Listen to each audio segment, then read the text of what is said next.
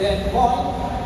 Uzbekistan 104, followed by Singapore 102, Chinese Taipei 100, Japan and Hong Kong.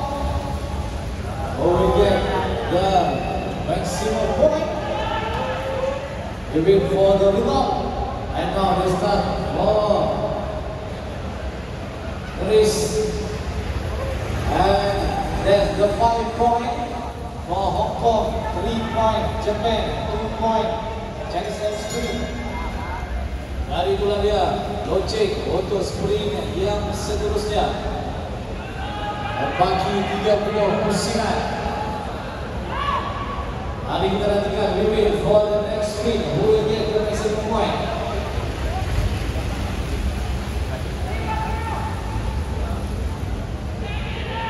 And we hope the race will go very fast and very active for the last 29 laps.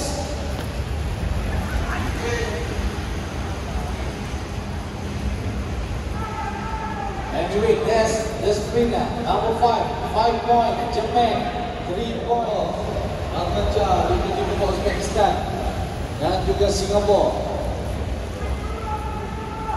Hari dapat dilihat Bali bersama semua berubah sekali lagi. Kami hadap berada di bahagian bawah. And that's for the next sprint.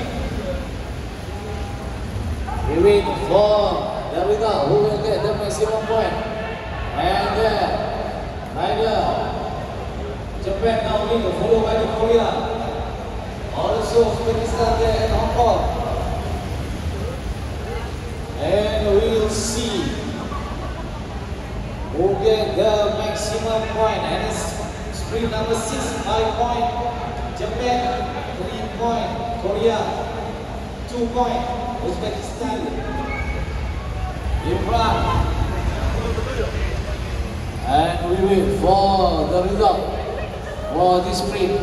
And now we see the Uzbekistan try to attack and be the leading rider. Now that's the point for sprint 7.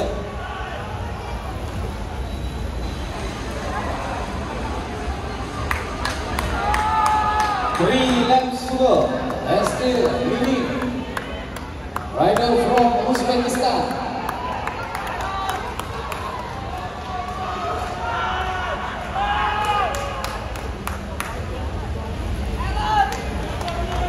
Two laps to go, and this is the second rider from Chinese Taipei.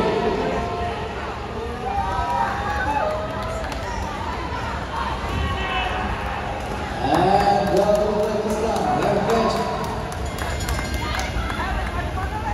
And now this is the leading rider. Last lap, one rider from Chinese Taipei. Last lap.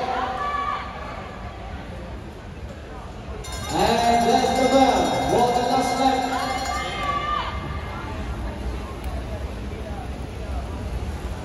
And we'll see who will get the maximum point.